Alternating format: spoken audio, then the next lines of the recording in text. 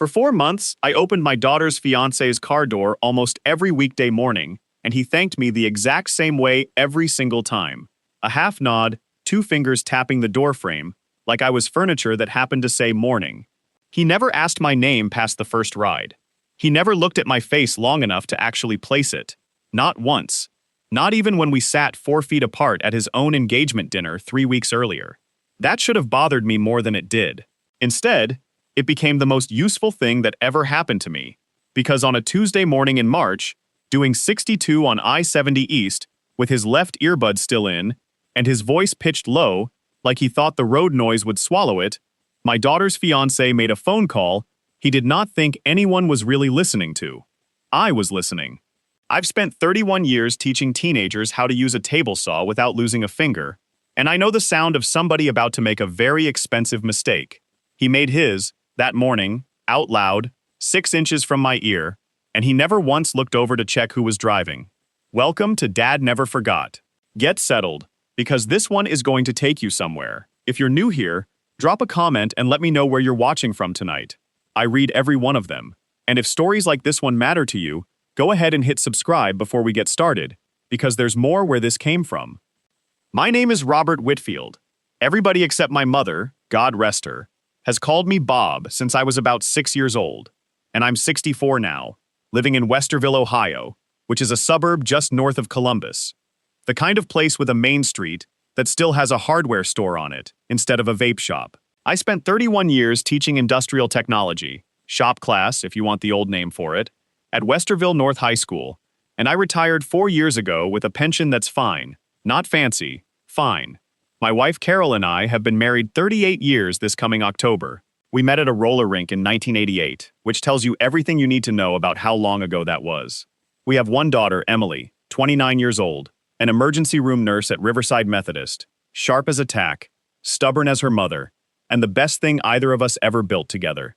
After I retired, I got restless faster than Carol expected me to. I've always been better with my hands than with silence, so I took up 2 things to fill the hours. The first was woodworking, which had always been my hobby anyway.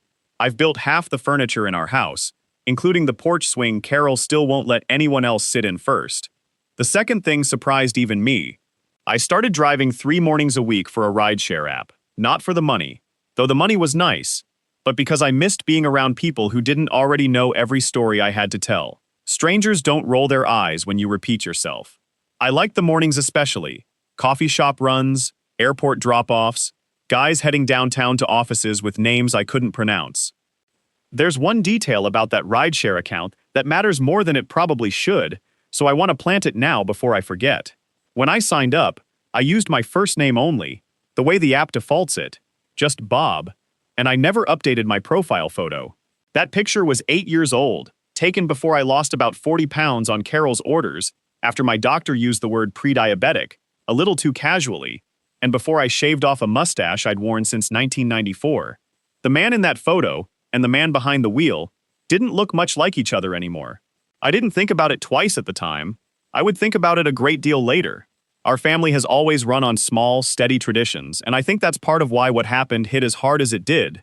It didn't just threaten Emily, it threatened the whole architecture of how we did things. Every Sunday, without fail unless somebody was working a shift or out of state, we had dinner at our house at 5 o'clock. Carol makes a pot roast that hasn't changed in 20 years, and Emily still shows up early to steal bites of the mashed potatoes before they're technically ready, exactly like she did at 12 years old. My mother-in-law Eleanor passed away 6 years ago and left Emily her house outright, a 3-bedroom brick colonial on Parkview Avenue over in Bexley, fully paid off, appraised these days at around $410,000. Emily moved in the year after Eleanor died, and she kept the garden exactly the way her grandmother had it, tomatoes on the south side, hydrangeas out front. That house was never just property to us, it was the one thing in the family that was entirely, unquestionably Emily's, with her name and only her name on the deed. Emily met Derek Voss about 18 months before any of this, at a hospital charity gala she'd been dragged to by a coworker. Derek was 32, a financial advisor at a firm downtown called Cardwell Prescott Wealth Partners. Well-dressed, well-spoken, the kind of confident that reads as competence if you don't look too closely. He courted her the way you'd expect somebody in his line of work to court anyone. Attentive, a little performative, always aware of who was watching. He proposed at Marcella's, the same restaurant Eleanor used to take Emily to for her birthday every year, which Emily thought was the most romantic detail imaginable, and which I have to admit, at the time, got me too. Carol cried. I shook his hand. I told him welcome to the family, and meant it, mostly. There was a family friend woven through all of this, who matters for what comes later, Denise Okafor, an estate and family law attorney who'd known Carol since nursing school, and who'd handled Eleanor's estate when she passed, including the transfer of the Parkview house into Emily's name. Denise came to Thanksgiving most years. She wasn't just a lawyer to us. She was somebody who'd sat at our table long enough to know which fork was Eleanor's favorite.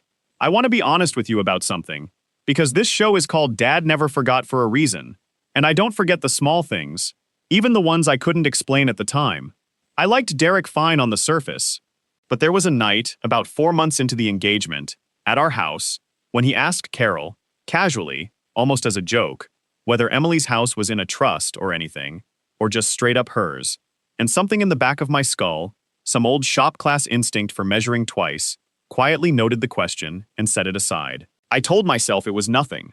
I want you to remember that I told myself that, because it wasn't nothing, and by the time I understood exactly what it was, the wedding was already on the calendar, and the invitations were already printed.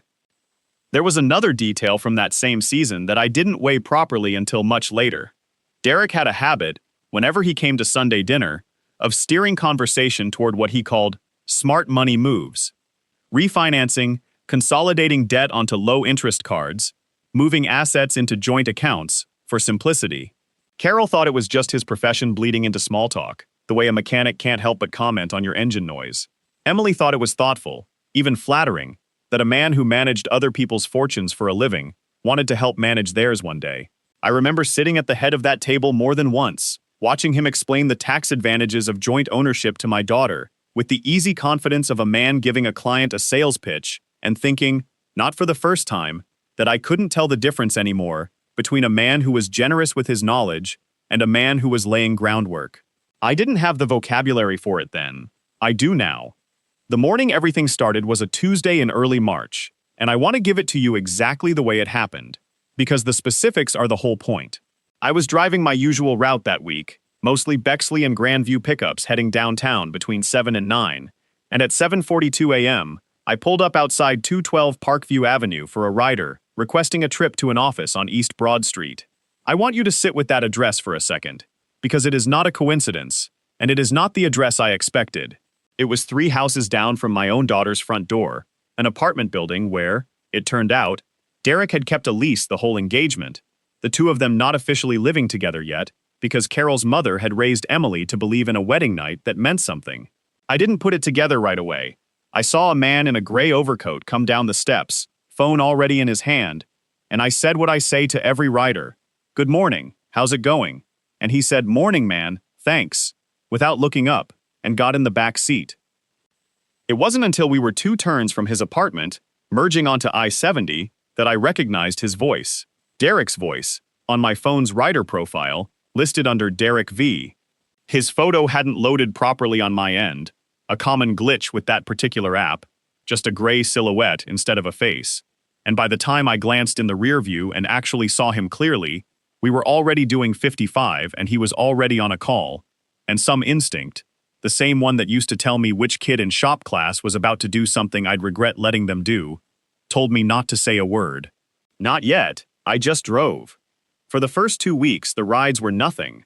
Small talk with somebody he assumed was a stranger he'd never see again, complaints about traffic, one call to a colleague about a client's underperforming portfolio. I told myself the coincidence was just Columbus being smaller than people think it is, and that I'd mention it to Emily eventually, as a funny story about running into her fiancé without him knowing. I did not mention it. Something kept me quiet, and I've had 4 months since then to think about what that something was, and the honest answer is that I didn't trust him, and I wanted to know why before I said anything that would make Emily defend him to me instead of listen. The morning that changed everything was March the 10th, a Tuesday again, 7:44 a.m., same pickup spot. Derek got in already mid-conversation with somebody named Chad. I'd hear that name enough times over the following weeks to know it belonged to a friend from his fraternity days, Chad Mercer, who worked in commercial real estate leasing. Derek had his left earbud in, his phone against his cheek on the right side, and he was talking the way people talk when they think the only person who can hear them is on the other end of the line. No, listen, he said. The house is already basically half mine, man, once we're married. Ohio's not one of those states where it stays hers forever, just because her name's on it. Once we're married, I get her to add me to the deed. For insurance purposes, that's literally the pitch. Insurance and refinancing. Totally normal thing engaged couples do. And after that, doesn't matter whose name got there first. I've got a guy at the firm who walked me through it. I kept my eyes on the road. I did not react. 31 years of managing 17-year-olds with power tools teaches you a very particular kind of stillness. Yeah, I know it's slow, Derek went on. But slow's fine.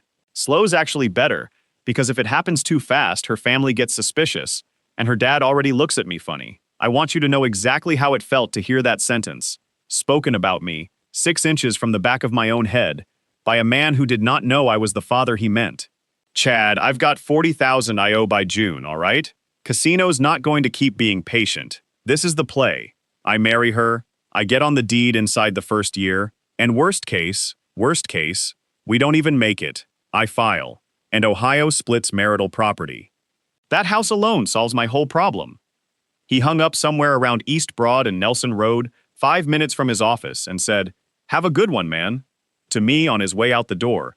Same 2-finger tap on the frame, same half nod, gone. I sat in that parking lot for 11 minutes before I could make myself pull back into traffic. If you're finding this story as compelling as I did living through it, do me a favor before we keep going. Hit that like button, and if you haven't already, go ahead and subscribe. It genuinely helps this channel reach more people. And I promise you, this is only the beginning of what he didn't know I knew. I didn't say anything to Emily that week. I didn't say anything to Carol either. Not at first.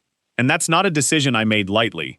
I've learned in 64 years that the worst thing you can do with a suspicion is hand it to somebody you love before you know whether it's true, because once it's out of your mouth, you can't put it back, and if you're wrong, you've poisoned something you can never fully clean. So instead of talking, I started listening harder, and I started asking questions of somebody who could actually answer them. The first person I went to was Denise. I called her on a Thursday and asked if she had time for coffee, framed as nothing more than a hypothetical legal question for a friend. She laughed at me a little, because Denise has known me 30 years and can hear a non-hypothetical from a mile off. But she met me anyway at a diner on North High Street, and I laid out the situation without using anyone's real name yet. A friend's daughter, a fiancé, a paid-off house, talk of getting added to a deed for insurance purposes. Denise put her coffee down slower than she needed to. In Ohio, she said, if the house stays titled solely in her name, it's her separate property, full stop, even after the wedding. Doesn't matter that they're married. What matters is the deed. If he gets his name added, even after the wedding, even for something that sounds as innocent as refinancing or insurance, the second his name is on that title, it very likely becomes at minimum a marital asset, and depending on how a court values contribution during the marriage, he could walk away from even a short marriage with a real claim to equity. Not the whole house automatically, but enough to force a sale through a partition action if push came to shove, and enough to make her life miserable in a divorce. I asked her, still hypothetically, what somebody would do to protect a person in that position. 2 things, she said. First, the house stays exactly as titled, solely in her name, no quitclaim, ever, regardless of what reason he gives her. Second, and honestly the stronger move, they get a prenuptial agreement drafted now, before the wedding, that explicitly protects the Parkview property and any future appreciation on it as separate, non-marital property no matter what happens later. A good prenup closes that door permanently, deed or no deed. She looked at me for a long moment. Bob, is this about Emily? I told her the truth. She didn't say another word about client confidentiality or legal advice hypotheticals. She just asked me to tell her everything, and I did. Over the following 3 weeks, while I kept driving Derek 3 mornings a week like nothing had changed, Denise and I built a picture of him that Emily had never seen. Ohio court records are public, and a civil judgment doesn't hide itself. Denise found one filed the previous October, a debt collection suit brought by a company that specializes in casino markers, the kind of loan a casino extends a trusted gambler against their credit. The judgment was for $31,000, separate from the 40 he'd mentioned to Chad in my car, which told us the debt had grown since. We found the casino by name in the court filing, Hollywood Casino Columbus, a 15-minute drive from his office. Here's the small revelation that came in the middle of all that quiet digging, the kind of thing that made my stomach drop a little further than the debt alone had. Denise's paralegal, doing a routine background pass, found a name from Derek's past, a woman named Rachel Simmons, who'd been engaged to Derek 4 years earlier in Cincinnati. Denise reached out to a mutual contact, carefully, and what came back was almost a mirror image of what was happening to Emily. Rachel had owned a condo outright, inherited from her father. Derek had pushed, gently and repeatedly, to be added to the title after the wedding, for tax reasons. Rachel's older brother, a paralegal himself, had told her not to do it. The engagement ended 8 months later, not because Derek got what he wanted, but because he didn't. And once it became clear he wasn't going to, his interest evaporated within a season. Denise's paralegal even found an old bridal forum post, unattributed but plausibly, Rachel's own account of the breakup, describing almost the same insurance and refinancing language Derek had used with Emily in our own kitchen. It wasn't proof of anything a court would care about, but it told Denise and me everything we needed to know about whether this was a plan or a pattern. It was both. That was the second unanswered question the story had been carrying since the hook of all this. Not just what Derek was planning, but whether Emily was the first person he'd tried it on. Now we knew. She wasn't. I still hadn't told Emily anything. Denise and I agreed on an approach, instead of a confrontation.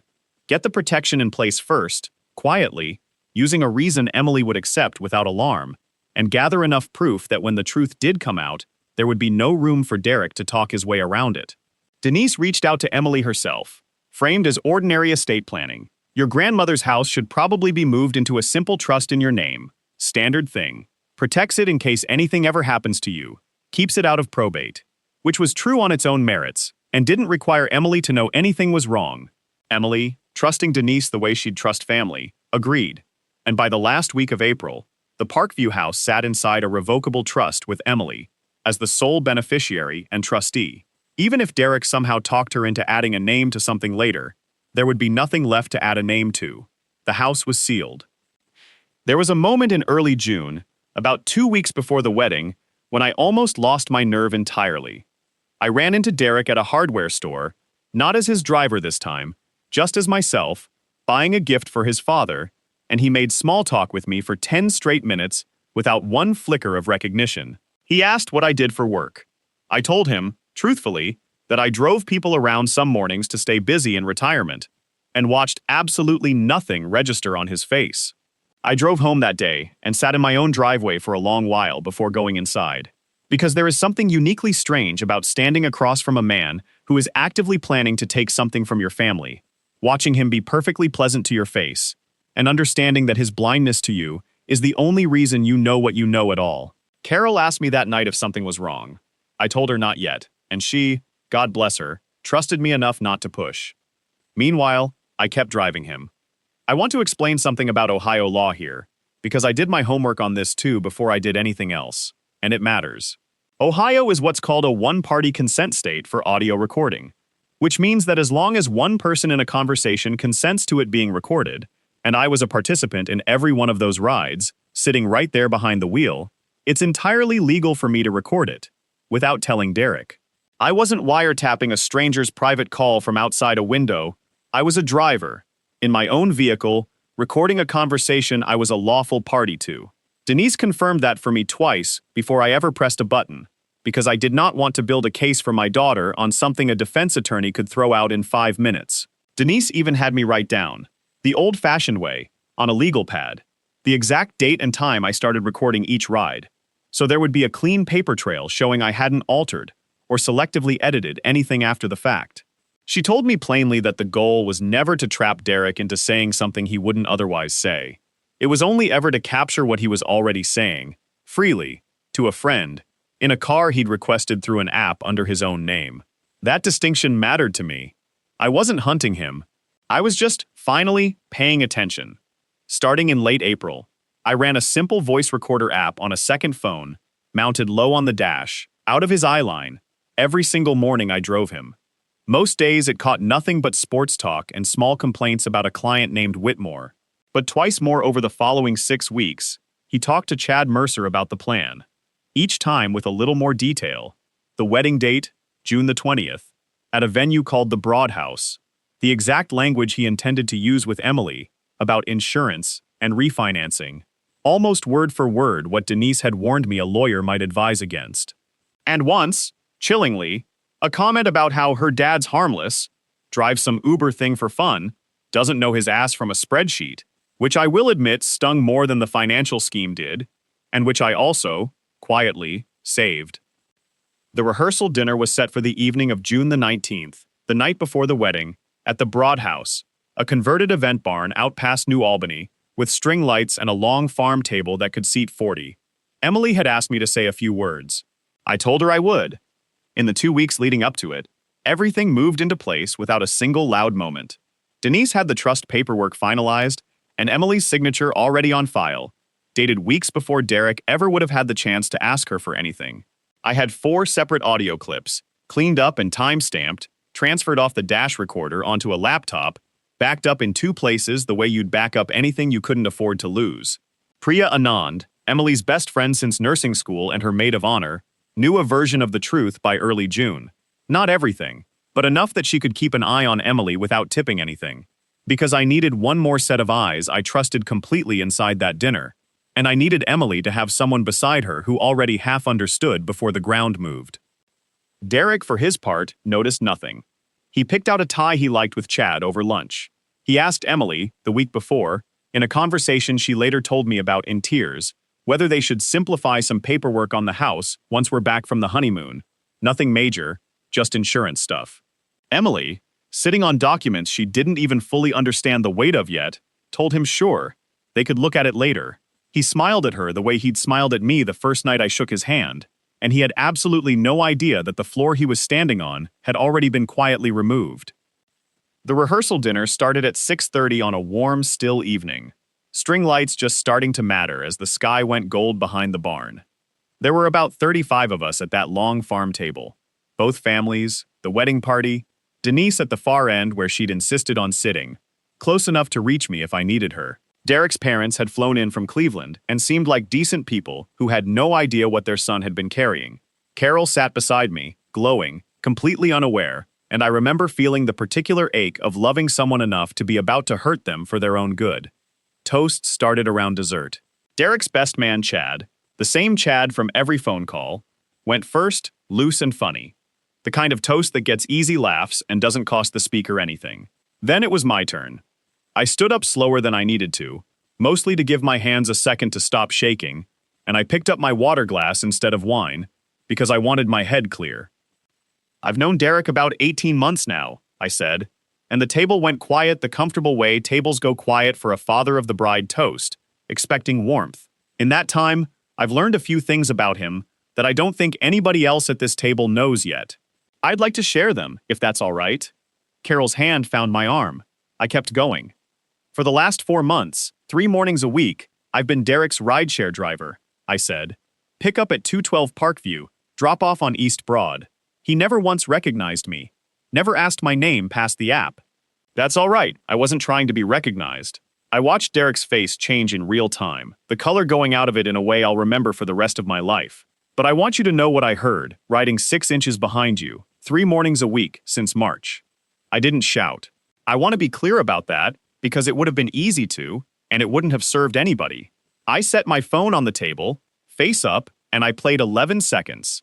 Just 11, carefully chosen, the clearest version of the sentence about the deed and the insurance purposes pitch and the $40,000 owed by June.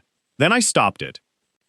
Denise, I said, would you mind explaining what would have happened if Emily had agreed to that, once they were married? Denise, calm as still water, laid it out for the whole table in under a minute. The deed, the marital property exposure, the partition action risk, exactly as she'd explained it to me weeks earlier over diner coffee. Chad Mercer, across the table, had gone the color of the tablecloth. Derek's mother had her hand over her mouth. Emily wasn't crying yet.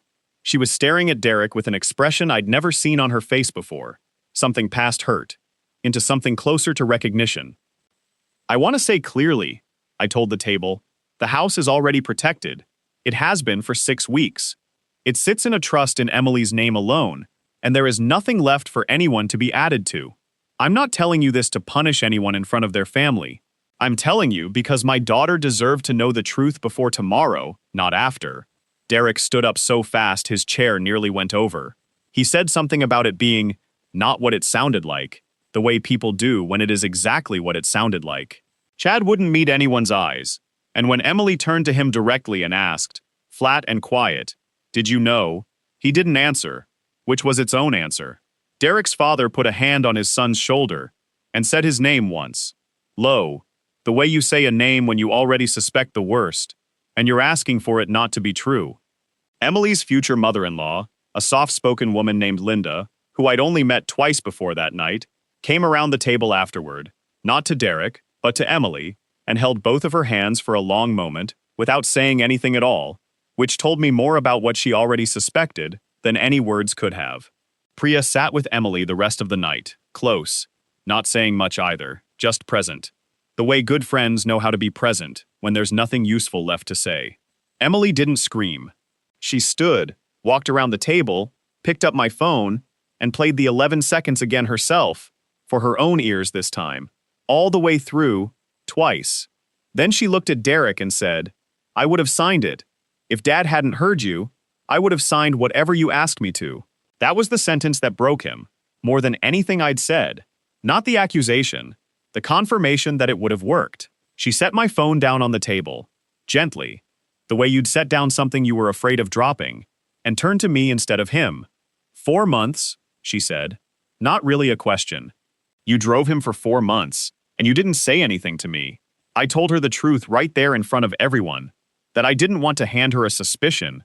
I wanted to hand her proof, and that everything Denise had built to protect her had already been finished weeks before that dinner ever started.